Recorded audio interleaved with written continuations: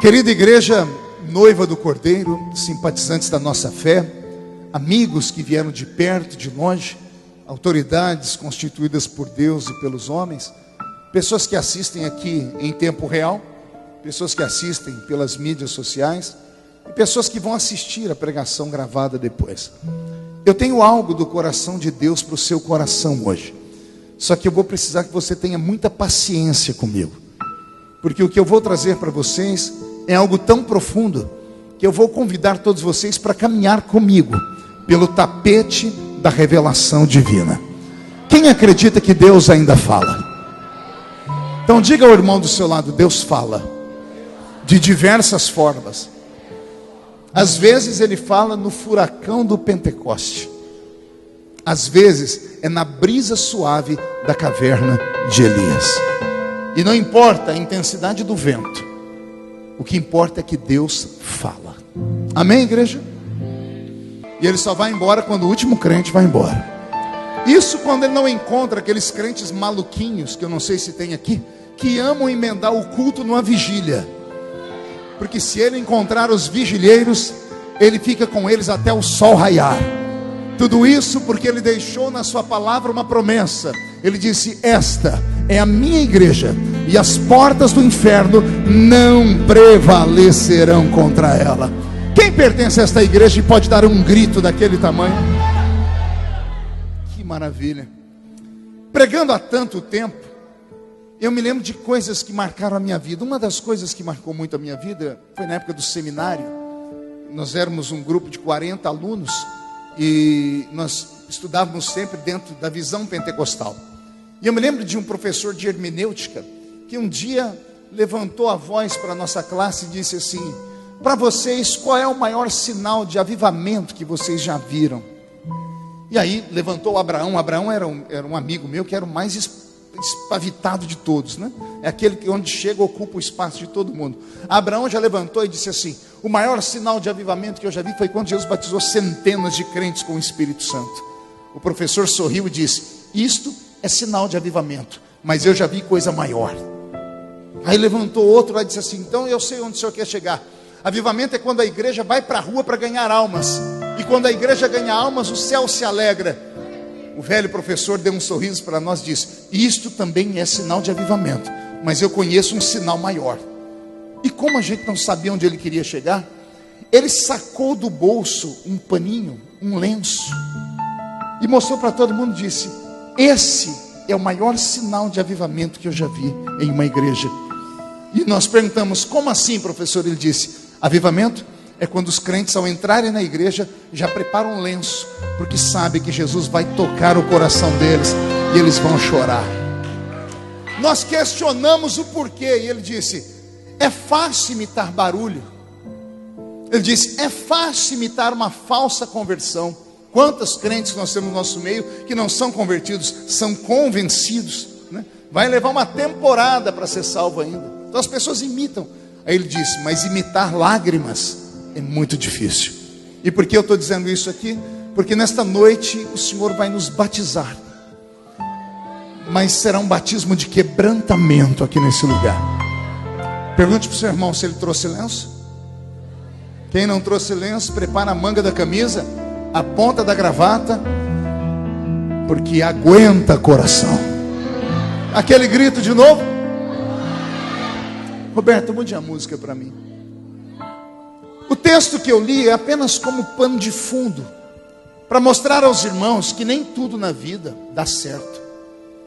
Sou assembleiano, criado debaixo do tutano de Jeová. Amo Pentecoste, amo entrar no mistério. Estava vendo aqui os irmãos dançando, eu falei: Jesus, já já entro eu nesse mistério. E sempre preguei em cima de sinais, prodígios e maravilhas. Ainda hoje vinha dentro do carro e o Daniel estava dizendo: pastor, nós estamos com saudade de ver o senhor dar aqueles golpes de Kung Fu que o senhor dava antes. Eu falei: pois bem, aqueles golpes de Kung Fu eu dava há 30 anos atrás. O tempo passou. Se eu der um golpe daquele, trava a minha coluna. Só Jesus sabe quantos comprimidos eu tomo antes de dormir hoje, porque eu nunca imaginei que a vida passava tão rápido. Quando se é jovem, você vive aquele momento achando que o tempo parou. Você acredita realmente que você é um ser imortal aqui nesse mundo. Mas à medida que o tempo vai passando e vai chegando a maturidade, e hoje eu entendo que os meus velhos pastores diziam que a maturidade é melhor do que o fervor, porque o fervor vem e vai, a maturidade ela estabiliza. Veja esses crentes de cabelinhos brancos na igreja, se alguma coisa tira eles daqui, pode cair a folha, pode levantar 11 mil demônios contra eles, 1000 cai de um lado, 10 mil cai do outro lado, mas eles não são atingidos, porque isto vem com a maturidade. Diga comigo, maturidade. Um outro dia eu vou voltar aqui para pregar uma mensagem daquelas que arranca tatu da toca e sabiá do toco. A moçada ama essas coisas. Outro dia, mas hoje eu quero falar umas verdades que às vezes nós crentes não gostamos de ouvir. Como crentes pentecostais, somos treinados para a vitória. Somos treinados para o milagre. Somos treinados, Joel, para as coisas darem certo. Temos até alguns mantras, temos até alguns versículos da Bíblia que a gente usa como se fosse simpatia. Acontece uma tragédia no vizinho de lado, o crente já grita de cá. Na minha casa não, porque o anjo do Senhor acampa ao meu redor e me livra de todo mal. Acontece uma pessoa de estar numa obra de bruxaria, o crente bate a mão na mesa e diz: aqui não, contra Jacó não vale encantamento. Começa a perseguição e diz assim: o inimigo entra contra mim por um caminho, mas por 7 caminhos foge de mim. São versículos que nós usamos, sim ou não, igreja? E eu creio nesses versículos, e eu creio na proteção, eu creio no milagre. Mas fica uma pergunta: e quando o milagre não vem? E quando você grita e Deus não responde? E quando você pede e Ele não dá? E quando você ora pelo mundo inteiro e Jesus cura, aí você vai orar pelo seu filho e o milagre não vem? O que fazer? Eu só fui entender isso com o passar dos anos. Eu estava numa igreja pregando, Edinaldo, e eu pregava aquelas mensagens. Eu só parava de pregar quando eu via a igreja rolar no chão de glória. E tinha uma irmã bem na minha frente. Ela parece que estava me testando o culto inteiro. Ela não gritava, ela não pulava, ela não se erguia, não levantava a mão, nada que eu falava ela fazia. Terminou o culto, ela não veio pedir oração para mim.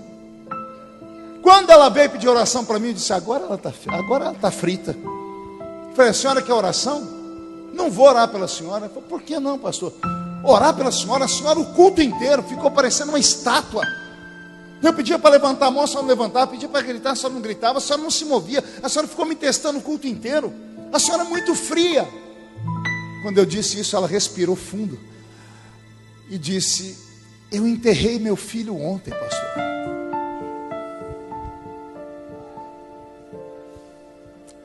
Acabou tudo.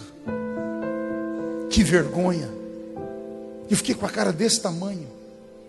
Naquele dia Jesus falou para mim: tem gente no culto que não dá glória a Deus, filho. Não é porque não quer, não é porque é fria, é porque a alma não consegue se libertar da tragédia, do acidente de percurso, da miséria, do infortúnio, das lutas. Uma palavra que os católicos usam muito, das vicissitudes da vida. E quando tudo isso vem, o que o crente faz? Porque eu conheço pessoas que entram na igreja e tratam Deus como se Deus fosse o gênio da lâmpada, que você esfrega a lâmpada, ele sai e ele se torna o seu empregado. Ou o Senhor me dá os meus 3 desejos, ou eu saio daqui e vou para outra igreja. Porque hoje as pessoas fazem isso, fazem procissão de igreja em igreja. Não conseguiu aqui, vai ali, não conseguiu ali, vai na outra. Daqui a pouco a pessoa vai e abre uma igreja para ela mesma, porque no Brasil é mais fácil abrir igreja do que abrir boteco. E às vezes o problema não está na estrutura da igreja, às vezes a questão é entre você e Deus. Roberto, está muito alto o teclado, abaixa um pouquinho para mim. Quando eu leio essa história de Davi aqui, me dá arrepios. Porque a gente lembra do Davi que matou o gigante. A gente lembra do Davi levando a arca da aliança, Daniel, como eu preguei lá na sua igreja, para dentro de Jerusalém.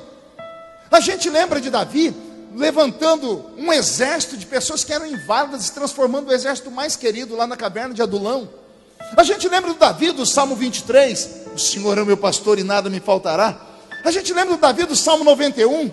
A gente lembra do Davi do Salmo 139, que diz que ainda que ele colocasse a cama dele lá no inferno, lá os olhos de Deus estariam sobre ele. A gente lembra do Davi vitorioso, mas aqui, nesse capítulo que eu li para vocês, é um capítulo de derrota. Davi está pagando um preço por um erro. E tudo que o homem plantar nessa vida, o homem vai colher. Vou repetir: tudo o que você plantar, você vai colher. Falava com meu filho Gilmar dentro do carro hoje: quem planta misericórdia, colhe misericórdia. Quem planta juízo, colhe juízo. Se você não tem piedade de ninguém, quando chegar a sua vez, não terão piedade de você. Mas se você trata com amor alguém hoje, você colherá amor lá na frente. É uma lei estabelecida por Deus, não é lei religiosa, é uma lei cósmica. O que é uma lei cósmica? É uma lei para todo ser vivo, é uma lei para todo ser humano. É como a chuva que chove para o ímpio e chove para o justo. O que o homem plantar, ele colherá. Davi era um ser humano, não era um super-herói, não era um super-homem, não era um homem de aço. Era um homem temente, era um homem apaixonado por Deus, e Deus era apaixonado por ele. Davi é o único homem da Bíblia que Deus vai dizer assim: ele é um homem segundo o meu coração. E mesmo tendo Davi caído em desgraça, Deus nunca desdisse o que havia dito. Ai de quem tocasse em Davi. E o Davi da minha história, todo mundo conhece, vai dormir com uma mulher que não é dele, e vai mandar matar o marido dela, Batseba e Urias. E ele tenta acobertar o pecado. E um dia o profeta Natan entra dentro do palácio do rei, todo desconcertado. Uma coisa é profetizar para alguém que tem a vida torta, todo mundo vai acreditar. Profetizar para o homem segundo o coração de Deus. Tanto é que ele não vai direto, ele conta uma história. Tem um homem no seu reino muito rico, tinha ele milhares de ovelhas, e o vizinho dele era tão pobre que tinha só uma.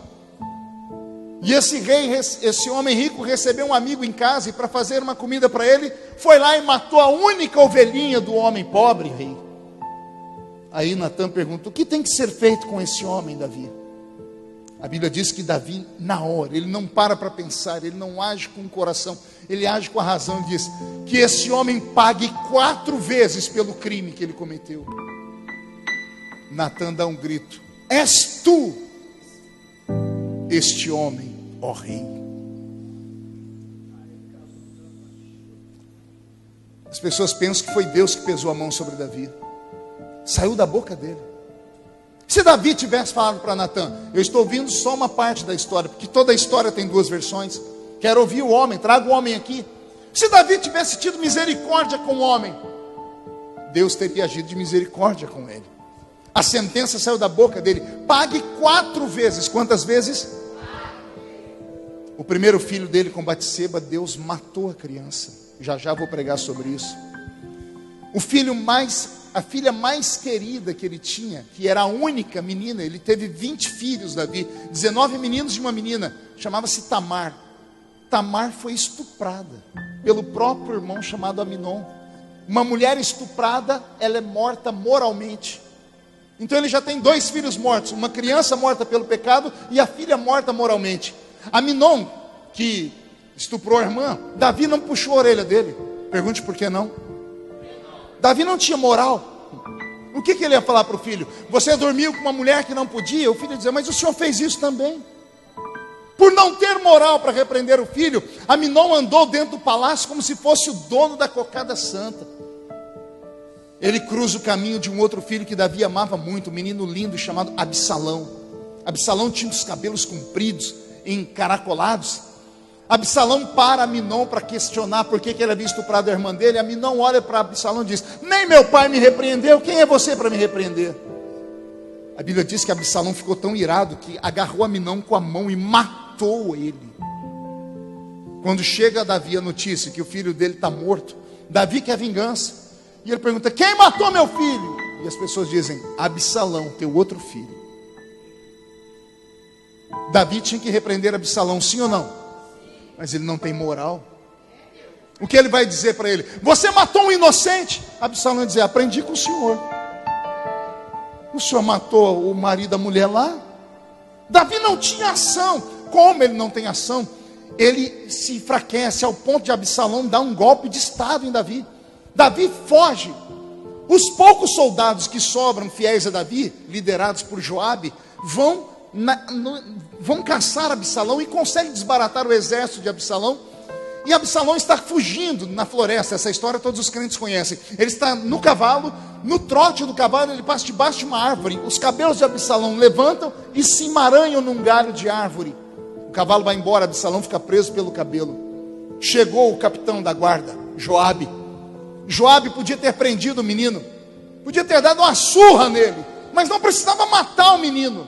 A Bíblia diz que Joabe sacou uma espada e fincou na barriga de Absalão e matou Absalão. As pessoas vão buscar o rei e diz: rei, o trono é seu de volta. E ele pergunta: cadê meu filho Absalão? E as pessoas dizem: mataram Absalão. E Davi quer vingança, diz: quem matou meu filho? E aí dizem: Joabe. Davi abaixa a cabeça. Pergunte por quê?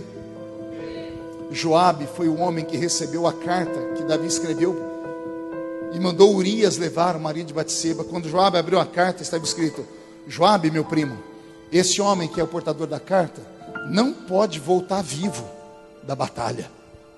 Coloque ele no lugar que ele morra. Joabe era cúmplice da morte de Urias. Davi não podia repreender ele. A história de Davi acaba aqui. Ele entra em depressão profunda. E o destino da alma do rei é terrível. É nesse período que ele escreve o Salmo 51, quando ele diz assim: Deus, tu me fizeste famoso, tira de minha fama. Tu me fizeste rico, tira de minha riqueza, mas não retires de mim o teu Santo Espírito. Estou com o corpo todo arrepiado aqui.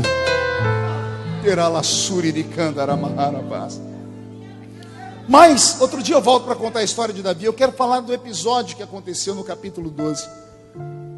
Davi traz Batseba para morar dentro do palácio. O marido dela está morto. A mulher está grávida e o bebê nasce. Eu imagino como era linda essa criança. Eu imagino como era o rosto desse bebê. Davi era lindo. Batseba era a mulher mais linda que tinha. Uma criança perfeita, Edinaldo, linda. Só que Deus havia dito que a criança não ia viver. E a criança começa a definhar. Começa a dizer: Davi, a criança está mal. Ele chama os médicos. Os melhores médicos do mundo estavam na divisa de Israel, com uma cidadezinha chamada Tebas, que ficava ali no Egito. Embora os gregos inventem a medicina, são os egípcios que fazem a medicina se tornar o que ela é hoje. Tanto é que até hoje as pessoas se assustam com a conservação das múmias que estão lá no Egito. Davi traz médicos do Egito e ninguém consegue curar a criança, porque a doença não pode ser diagnosticada. Davi percebe que é algo espiritual. E o que é que Davi faz? Davi é crente. Davi é o quê? E crente, quando vê que as coisas não dão certo, quando nada dá certo, quando a medicina não funciona, ele vai para o jejum. E Davi jejua um dia e vai lá perguntar: como é que está o menino? Está ruim. Ele volta. Segundo dia: como é que está o menino? Piorou. Ele jejua o terceiro dia. Cada vez que ele jejuava, mais o menino adoecia. Tanto que no sétimo dia, quando ele se levanta, os empregados de Davi estão num canto, porque a criança está morta, e eles não sabem como falar para Davi. O texto que eu li, a Bíblia diz que Davi foi até eles, e Davi perguntou para eles: morreu meu menino? E eles disseram: sim, morreu. Quando disseram que o menino morreu, olha o que Davi fez. A Bíblia diz: e Davi se levantou da terra, se lavou, se ungiu, mudou as suas vestes, entrou na casa do Senhor e o adorou. Foi para sua casa, pediu pão e comeu. Foi visitar Batseba, confortou ela e depois a amou. E ela engravidou de novo. E Deus deu para ele um outro filho. E o nome do menino era Salomão. Vê se não dá um arrepio no alto da coluna. O primeiro filho de Batseba, Deus matou. O primeiro filho, Deus O primeiro filho Deus. Por que Deus matou? Porque era fruto de um adultério. Só que Salomão sai do mesmo ventre. Um ventre adúltero. O ventre continua sendo adúltero. E eu pergunto para vocês: pode uma fonte jorrar água doce e amarga ao mesmo tempo? Sim ou não? Pois bem, por que eu disse isso? Porque nós trabalhamos com uma régua. Nós medimos a vida dos outros pela nossa vida. Nós queremos que, assim como Deus puniu a gente, puna o outro. E eu descubro na história de Davi que cada um de nós, para Deus, é um indivíduo de verdade. E Deus tem um segredo com cada um de nós. Deus tem um mistério com cada um de nós. Tem coisas que Deus vai pedir para você, que nunca vai pedir para mim. Tem coisas que Deus vai pedir a mim e nunca vai pedir a você. Por isso que às vezes a gente se atrapalha. A gente olha para o púlpito e vê o vaso cantando ou pregando. A gente diz: eu conheço a vida desse infeliz. E por que está caindo essa glória, esse fogo? É enganação. Não é enganação. Deus tem um segredo com aquela criatura.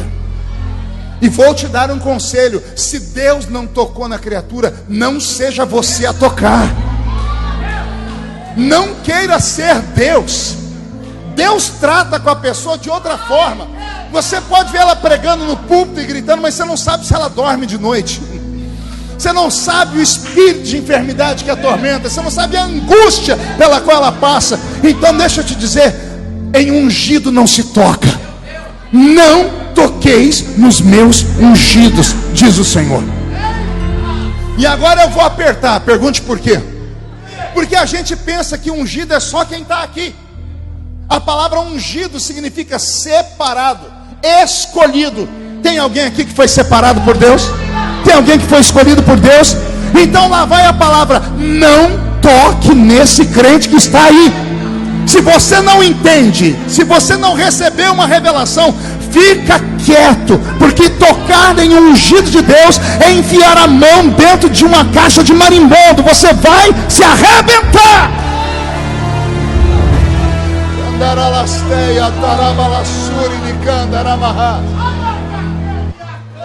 Cada um é cada um. Quer ver?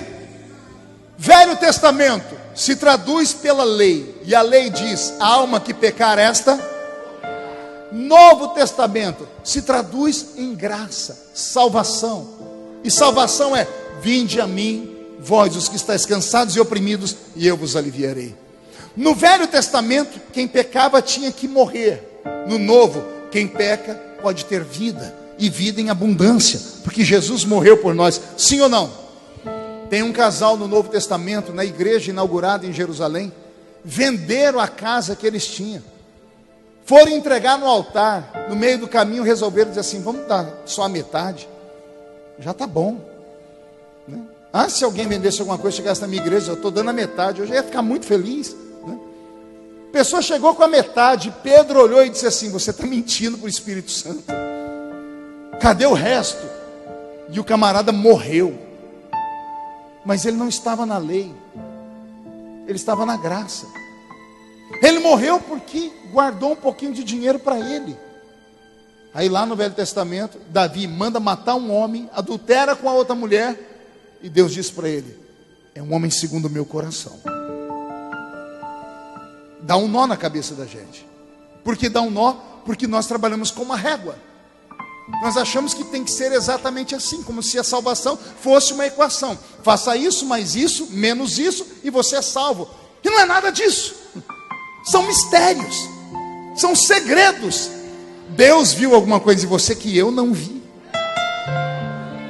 E se Deus viu alguma coisa em você que eu não vi, quem sou eu para tocar em você? Desculpa aí, mas o meu Deus tem uns xodozinhos na igreja. Vou falar de novo: Deus tem alguns xodozinhos na igreja. Já reparou que quando você está em festa na sua casa, vai fazer um churrasco, uma comida lá, uma feijoada, você chama só as pessoas mais chegadas, né? Mas quando você está no vale, você sobe o morro, vai lá na casa daquela irmãzinha que só tem 2 dentes na boca, o zagueiro e o atacante. Procura aquele irmãozinho que é analfa de pai e beta de mãe, e fala para ele: você pode orar por mim? Por que você não pede oração para aqueles que você chama na festa? Por que você não chama? Pede oração para aqueles que vão fazer um rolê na cidade. Porque você sabe que eles não são xodós. Mas quando você conhece a xodozinha que mora no morro, o xodozinho que mora naquela tapera, você sabe que é bater, eles batem o joelho no chão, Deus fica de pé no trono para responder.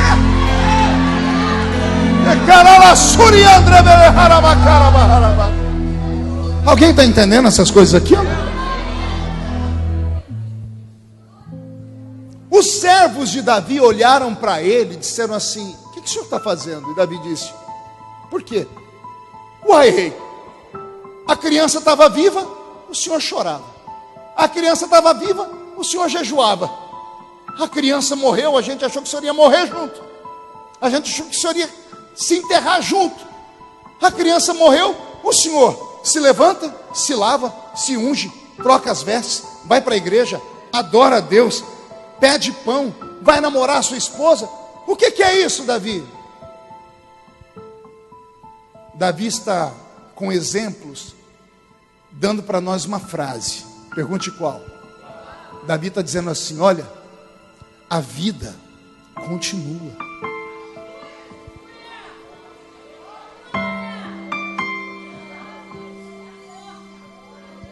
É preciso olhar para frente. Se ficar olhando para trás, você vai cair em depressão. E a depressão é uma doença que não tem cura. Porque é uma doença da alma. Os médicos dão remédio, tratamentos, conversas, mas todo depressivo tem que ficar sob o olhar de alguém, que você não sabe o que a pessoa pode fazer. Há 2 anos atrás eu perdi um filho na fé, co-pastor da minha igreja, 33 anos, menino lindo. A esposa dele era uma modelo fotográfica, lindos. Pregou uma mensagem na igreja no domingo. Eu não estava no culto, mas os irmãos me ligaram depois do culto: pastor, Deus usou ele demais. Na terça-feira ele subiu no alto de uma ponte e se jogou.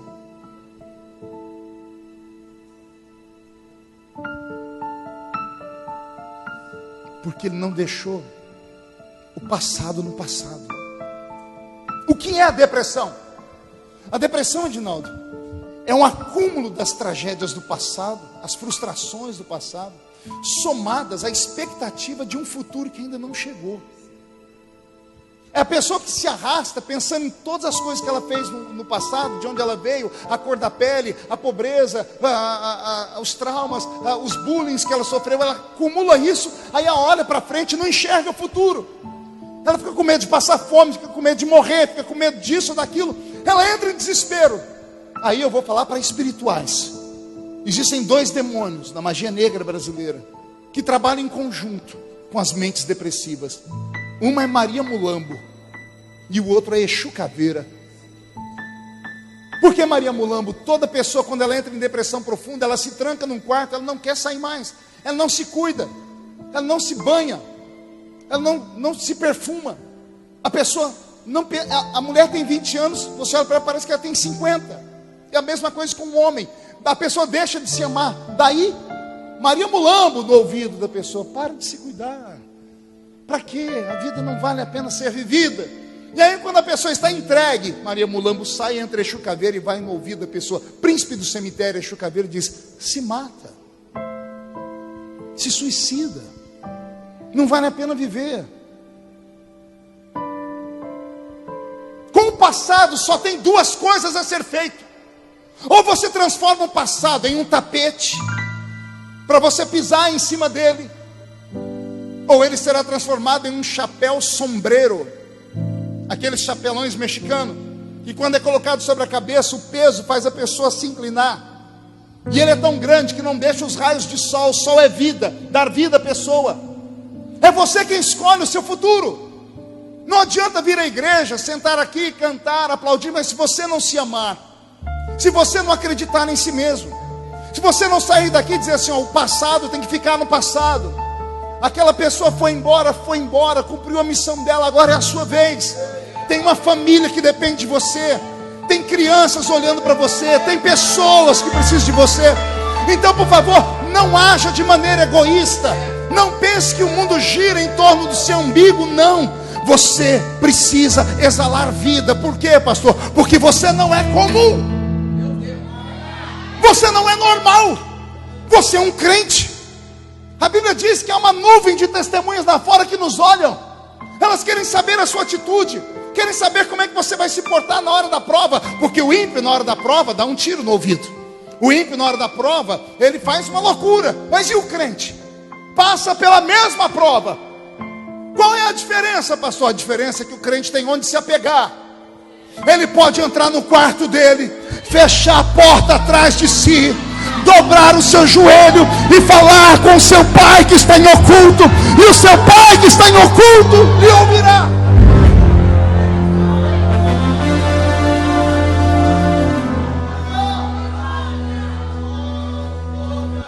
Eu falava para o meu amigo, meu pastor, meu irmão Edinaldo, que o ser humano não é um computador. Você está digitando qualquer porcaria no computador, errou, você tem a opção de deletar. Você deletou e você ainda está com medo, você vai lá, joga para a lixeira. Você não acreditou na lixeira, você pode ir resetar o computador e começar tudo de novo. Nós não somos assim. Nós não somos máquina. Nós somos seres humanos. Não dá para apagar o passado. Se não dá para apagar, o que eu faço, pastor? Reedita o passado. Dá um outro destino para ele. Foi o que eu disse, escolha. Deixar aqui em cima ou aqui embaixo. Ficar aí me olhando com essa cara feia, parecendo que foi batizado num pote de vinagre, ou levantar a mão e gritar: eu sei que o meu Redentor vive. A escolha é nossa. É você quem tem que determinar. Eu estou com o meu corpo todo arrepiado. Acima do teto eu ouço barulho de espadas. Demônios e anjos estão travando uma batalha no céu de Duque de Caxias. E eu já sei de quem é a vitória. A vitória será sua.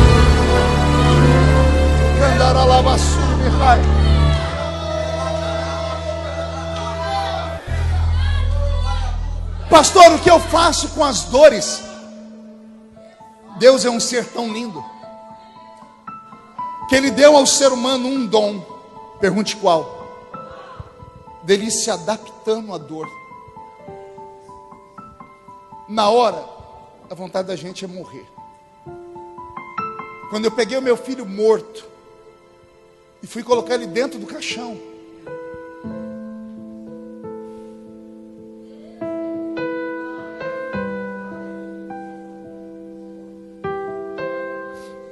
a minha vontade era falar com Deus. E eu falei: Senhor, me mata, me põe dentro do caixão, deixa meu filho vivo.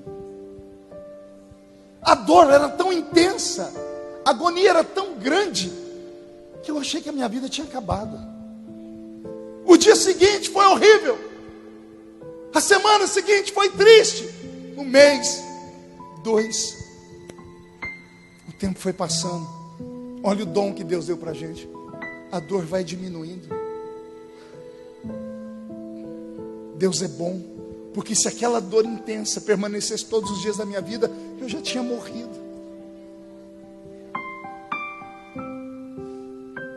Então força. A vida continua. A vida precisa continuar.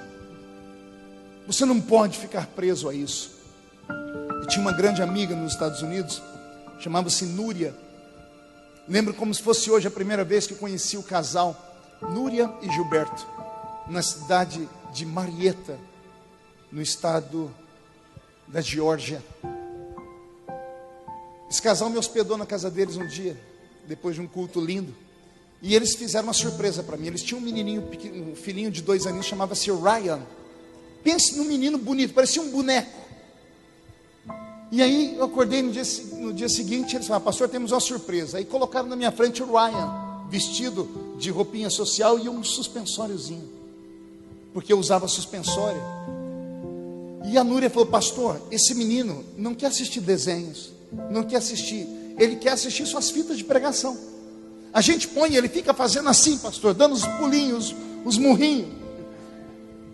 E eu apertei aquele bebê, eu falei assim, ele vai ser um profeta em nome de Jesus. Voltei de Atlanta, passaram-se 6 meses, um dia eu estou dormindo, meu celular toca, quando eu digo alô, um grito, que rasgou a minha alma. Eu sentei e falei, o que foi? Era a Núria. Pastor, meu filho, diz que tem o seu filho. Pastor, eu estou aqui agora, no subsolo do hospital. Tem um orelhão de frente à sala onde meu filho está. Eu estou vendo meu filho pela janelinha de vidro. Eu falei, o que ele tem? Meu filho está deitado numa mesa de mármore. O Ryan está morto. Eu disse, o que aconteceu? Ele disse, eu e meu marido temos um problema genético. Já é o 2º filho. Os genes deles não combinam. A criança nasce. Quando vai chegando com 2 anos, começa a definhar. Genética. Já perdemos um. E o Ryan, pastor, o senhor disse que ele ia ser pastor, que ele ia ser um profeta. E o Ryan está morto. Por quê? E ela começou a gritar, por quê? Não tem nada mais frustrante para um pastor quando um crente pergunta e a gente não tem resposta. Aí a gente não tem resposta, a gente dá desculpa. Deus sabe de todas as coisas. Caramba, eu sei que Deus sabe, mas eu quero saber por quê. E aí Deus se cala. E aí eu pergunto para os senhoras e senhores que estão aqui, o que dói mais? O silêncio de Deus ou um puxão de orelha dele? O silêncio de Deus dói muito mais. Uma vez eu falei, Senhor, por que o Senhor se cala? Ele disse, não explico por que me calo, mas fale para mim, igreja. Eu fecho os lábios, mas não fecho os olhos.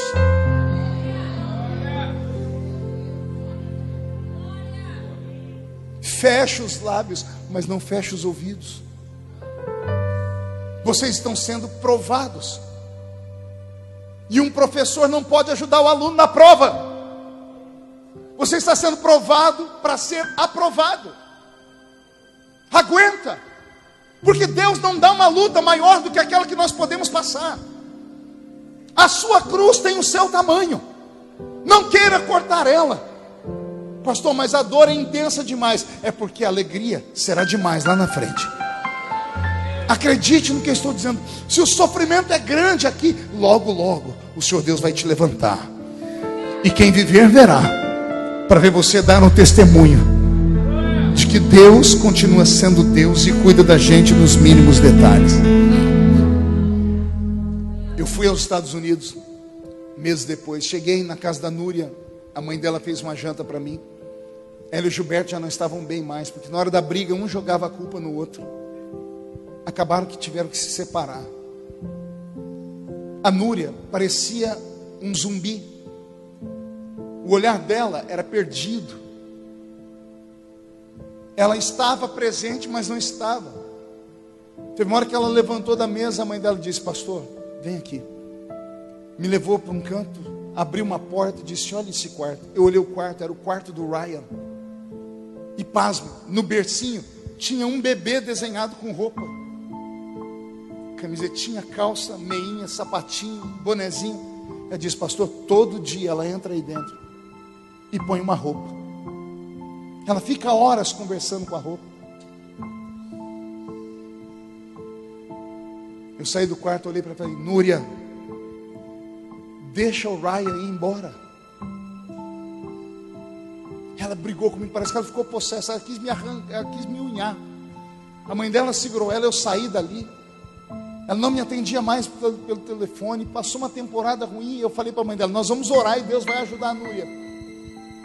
Um dia ela me atendeu e disse, Núria, você tem que pensar no seu futuro. Deixa o passado de lado. Guarda as boas memórias do Ryan. Guarda os momentos lindos. E acredite que ele está num lugar melhor do que o nosso agora, porque ele voltou para os braços do Pai.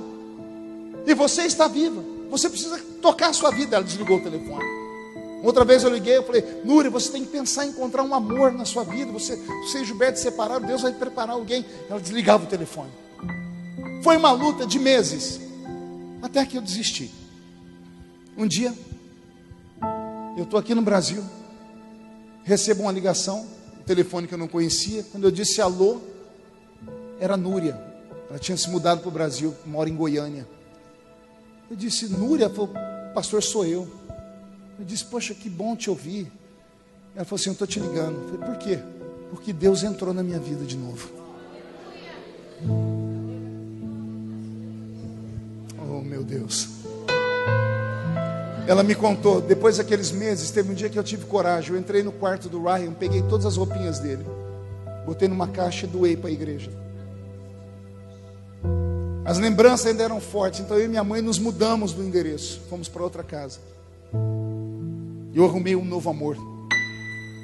E eu tô te ligando para dizer que nasceu a Júlia. Falei, como, Núria? Nasceu a Julinha. É a minha cara, é linda. E agora eu vou viver para ela. Eu fui até Goiânia e dei um abraço na Júlia. A Núria me abraçou e disse, obrigado por ter me ajudado a deixar o passado para trás. Porque a vida continua. O Espírito Santo está fazendo uma vistoria aqui dentro. Está mexendo nas feridas. Está trazendo você de volta à razão. Ele está aqui para te dizer, eu não te abandonei não. É que tem coisas que eu não posso me intrometer, porque faz parte da sua história. Vai acontecer algo, eu não sei o que, e também não sei quando. Mas Deus me trouxe hoje aqui só para isso. Olha só, o pregador que vocês conhecem, que prega, pula, grita. Olha o que eu estou falando. Isso aqui é mais um curso de psicologia. Por que isso? Porque Deus te ama. E Ele não quer que você viva uma vida de fantasia. E não quer que você viva mascarado. Vem para a igreja, pula, grita, mas volta para casa, se tranca no quarto, porque aqui dentro está um vazio. O seu pai é pai de verdade. E Ele quer ver você feliz aqui e feliz na sua casa. Se tem um lugar que você tem que se desestressar e colocar tudo para fora, é aqui. Porque aqui é a sua casa. Os enfermeiros de Deus já chegaram aqui.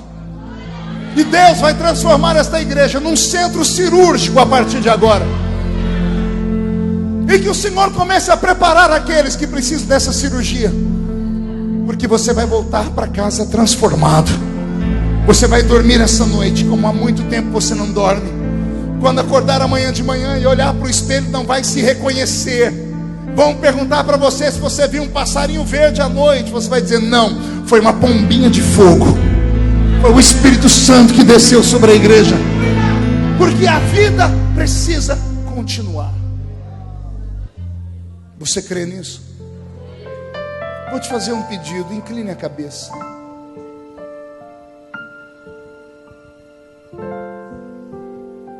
Imagine que você não está mais em um lugar público. Está só você em uma sala. E bem na sua frente tem um trono muito bonito. E sentado no trono está Deus. Ele estendeu os braços para você e está te chamando. Vem. Vem para o meu colo, filha. Me deixa cuidar de você. Eu sei que a dor é grande. Eu sinto ela daqui. Vai acontecer alguma coisa extraordinária. Eu vou fazer um convite. É só um. Eu queria aqui no altar, só quem não está aguentando mais. Só quem está por um fio. Pastor, se eu for o que vão falar de mim, quem fala de você não paga as suas contas, tá? Isso, vem chorando mesmo, filho. Isso, põe para fora, põe tudo para fora aqui. Não quero interromper. Não quero interromper o teu silêncio, ó Pai, mas é chorando que eu encontro paz. O vento da aflição vem, quer apagar a chama vem, da minha adoração. O mundo é um oceano, minha carne é um furacão, minha vida é um barquinho buscando direção. Descanso em minha alma e acalma a tempestade que agita o meu coração. Acalma o meu coração. Vamos estar em pé. Acalma o meu coração. O vento está soprando, mas é te adorando que venço o mar da aflição. Acalma o meu coração. Acalma o meu coração. Só venço esse mundo se for em tua presença. Acalma o meu coração. Ah, papai. Ah, meu Deus. Ah, meu pai. A sua filha só precisa de um abraço. O seu filho só precisa de um abraço. Os que não estão entendendo é porque nunca sofreram na vida, Pai. E eu peço que o Senhor conserve eles assim. Mas quem já sofreu sabe o que está acontecendo aqui, meu Pai. Senhor, como a galinha ajunta os seus pintinhos, ajunta os seus filhos que estão aqui. Vai na divisão da alma e do espírito, onde só a sua palavra cabe, e tira essa dor, meu Pai, ou ameniza essa dor, Pai, a dor da perda, a dor da solidão, a dor da vergonha, a dor, Senhor, de ter perdido tudo. Meu Pai, em nome de Jesus, eu te peço agora que os céus se abram e os seus anjos desçam aqui, porque tem gemidos na vida, Senhor, que com palavras a gente não consegue expressar. Com gemidos que palavras não podem expressar, Ele leva, Pai, as minhas intercessões. Dobro os meus joelhos em meio às tribulações, Ele ouve o gemido do meu coração. Oh Jesus, a ti confesso, não dá pra viver. Eu sinto o amor de Deus aqui. Sem sentir a tua presença no meu ser. Sou eterno dependente, um ser humano tão carente. Estou de novo aqui e quero o seu poder. Canta, igreja.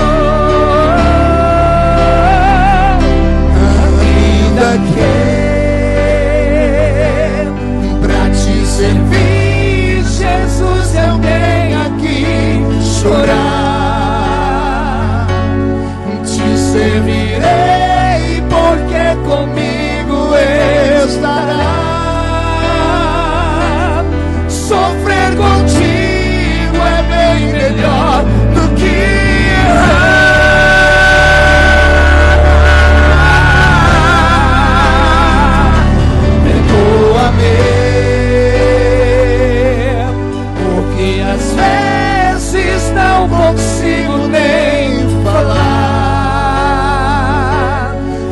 Enxugo as lágrimas, meus olhos vêm olhar como sinal que tu estás neste lugar. Senhor, como profeta desta noite, eu libero no mundo espiritual uma palavra, um decreto. Eu digo: basta, basta, chega. O Senhor levou seus filhos ao limite. Entra com providência nesta noite, Pai, porque o milagre vai acontecer. Os que estão ajoelhados, fiquem de pé. E todos que estão de pé, levante a mão direita aberta comigo. Feche os olhos e diga: em nome de Jesus, todos os demônios que lutaram contra a minha fé, contra a minha família, eu ordeno, venha para a palma da minha mão. Feche a sua mão com autoridade, de olhos fechados ainda. Eu vou contar até 3. E no 3 você vai jogar no chão e vai pisar em cima. E eu quero que você cumprimente pelo menos umas 2 ou 3 pessoas depois e diga para elas: a vida continua. E aí, Roberto, nós vamos levar o povo para o alto da montanha, porque Moisés, quando estava estressado aqui embaixo, abandonado pela família, no meio da dor, ele disse: Deus, revela-te para mim, me mostra a sua glória. 1, você nunca mais será o mesmo.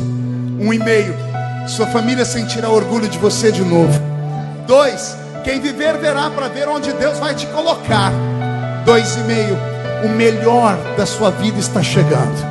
2,75, a vida continua.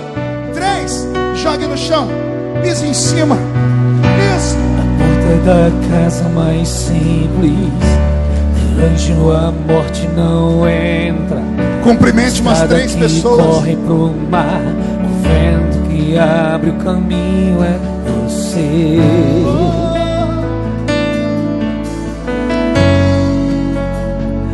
É você.